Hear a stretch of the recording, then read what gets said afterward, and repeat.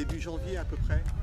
Début janvier, il y a des contacts informels, parce qu'il y a des copains qui connaissent d'autres personnes de France Insoumise. Et on est en plein la campagne présidentielle.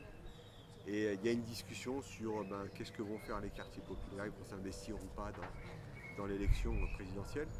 Surtout que les quartiers populaires, ils étaient invectivés tous les jours, insultés. Moi je regardais la télé, j'ai dit c'est bon, les enfants on prépare la valise. Mais papa on est français, j'ai dit français rien du tout, tu t'appelles... Et on sentait vraiment il y avait une ambiance qui était... elle était mortifère, elle était...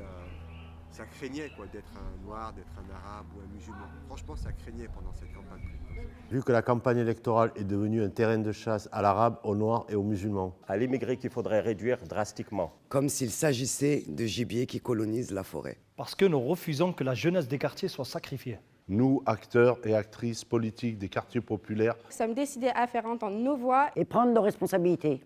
À ceux qui nous désignent comme les coupables de tout. À ceux qui promettent de nous rayer du roman national. Nous disons que nous sommes ici, chez nous. Mais voilà, des gens de Toulouse, de Marseille, de Paris, de Roubaix, d'un petit peu toute la France, ils ont commencé à réfléchir ensemble. Donc ils ont échangé, et grâce à Internet, aujourd'hui tu peux te faire des physios et réfléchir comme ça, l'Agora 2.0. Et la question s'est posée, c'est qu'est-ce qu'on fait pour ces présidentielles? On s'en mêle ou on s'en mêle pas? Je crois que c'est Rachid, à un moment, il a dit si, on s'en mêle. Donc le truc, c'est on s'en mêle pour les présidentielles. Et donc le réseau, on s'en mêle, c'est un réseau de militants issus des quartiers populaires, donc un réseau national. Et j'aime dire des fois que je suis un des plus jeunes, donc ça te donne un aperçu des anciens. Et moi honnêtement, j'ai rencontré, la plupart je ne les connaissais pas, hein, mais j'avais mon histoire, tu vois, Vaudès. Mais je pensais pas, je savais qu'il y avait ailleurs des gens qui se battent, parce que voilà. Mais j'ai rencontré des gens qui ont mené des batailles, franchement, des luttes lourdes, tu vois, et qui se sont beaucoup impliqués, tu vois, sur la question de la double peine. Tu connais pas la double peine. Hier avant, tu volais une voiture, donc tu faisais tes 3-4 ans de prison, et après on te mettait dans un avion, on te renvoyait au bled. Tu veux ce collectif, au début, tu vois, on s'en mêle, c'est vraiment des militants qui ont porté des luttes, tu vois, fortes dans les quartiers populaires et qui ont permis des avancées, tu vois, dans les années 80-90. Et qui, pour moi, je trouve que dans les années 2000 se sont un petit peu estompés parce que c'est des gens qui ont pris de l'âge, malheureusement, et nous, on n'a pas pu prendre la relève. Du moins, la relève n'a pas été prise.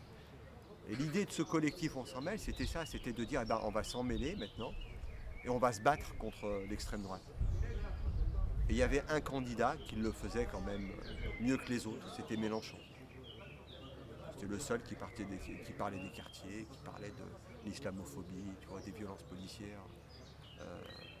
Du coup, on a fait campagne pour lui. Nous n'avons jamais appelé à voter collectivement pour qui que ce soit. Nous n'avons jamais délégué nos voix à des partis qui ne nous représentent pas. Mais nous ne pouvons rester spectateurs d'une ratonnade politico-médiatique en bande organisée. C'est pourquoi nous avons décidé de nous engager dans la campagne présidentielle. En appelant à voter pour le candidat de l'Union populaire, Jean-Luc Mélenchon. Il y a eu les résultats du premier tour et les quartiers populaires se sont manifestés. Donc on a fait des super scores dans les quartiers et Mélenchon il fait des scores. Donc la question c'est maintenant comment les quartiers populaires sont représentés pour les prochaines législatives. Moi, j'aurais aimé qu'ils soient plus représentés. Donc nous, le collectif, on s'en mêle, on a défendu que 3 candidatures. Il y a eu après les accords nationaux. Donc du coup, on s'en mêle, on se retrouve dans un truc sur des discussions d'appareils politiques, alors que nous, on est un collectif. C'est un petit peu compliqué. Donc à un moment, nous, il y a une candidature, la mienne, celle de Bonvin. Donc une discussion en interne, c'est on y va ou on n'y va pas. Et on sent bien que la représentativité n'y est pas après les accords nationaux, dans la NUPES.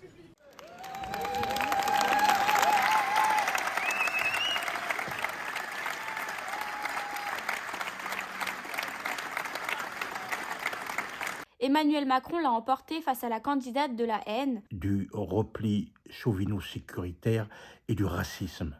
Bien sûr, les habitants Les habitantes des quartiers populaires ne sont pas dupes. Malgré leur grande colère contre le président des premiers de cordée, Ils ont encore une fois fait preuve d'une intelligence collective. en faisant massivement barrage à l'extrême droite. Alors que nous étions les oubliés du premier tour, nous avons été courtisés pour le second tour de la présidentielle comme jamais auparavant. Ce qui souligne toute l'importance de nos voix. Et tout l'enjeu de la reconnaissance de notre présence sur la scène politique. Allons-nous donc rempiler pour les 5 prochaines années avec la casse sociale et son lot de violences inouïes contre nos vies? L'avenir n'est pas mektoub et nous avons encore notre mot à dire.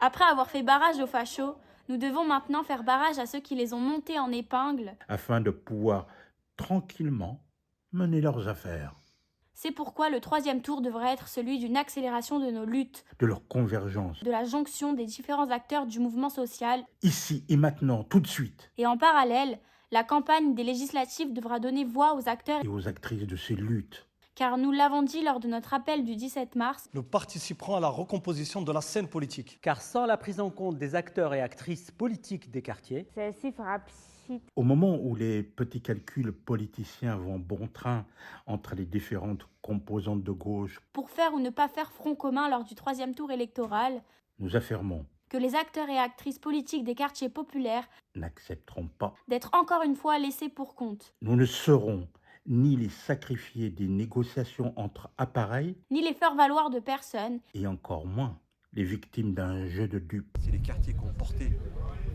Mélenchon là où il était. Mais malheureusement, tout ça, ça a été un petit peu balayé par les accords nationaux, les logiques d'appareil. Donc limite, les quartiers ne se sont pas manifestés aux législatives. Peut-être qu'il est légitime de poser la question, est-ce que c'est dû à ça ou pas? Je pense que les quartiers étaient en attente d'une suite. Donc aujourd'hui, on n'est peut-être pas beaucoup.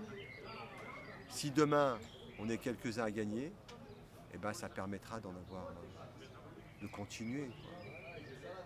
Donc voilà l'histoire du collectif On s'en mêle. Par contre, le collectif On s'en mêle, il a vocation à continuer à se structurer, il est en train de se structurer.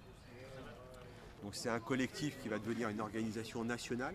Puisqu'il s'agit de construire cette fameuse maison commune.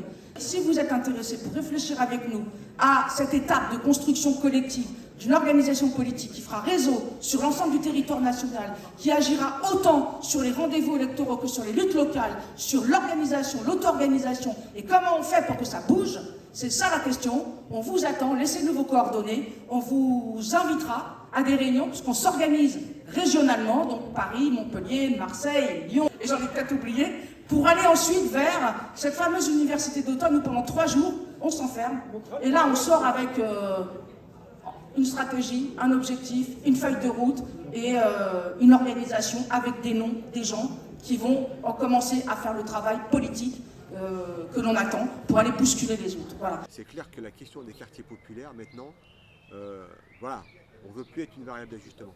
On va porter notre voix nous-mêmes. On a été ignorés pendant des années, on est là. Donc on va prendre nos responsabilités aussi. On va défendre des programmes, parce que c'est ça aussi. Il faut qu'on défende un programme. Donc on va défendre des programmes. Et on se présentera lors des prochaines élections. Les gens décideront. On s'en mêle. On s'en mêle. On s'en mêle. Avec Kader, on s'en mêle. Voilà, on est avec Kader et on s'en mêle et on s'en mêle.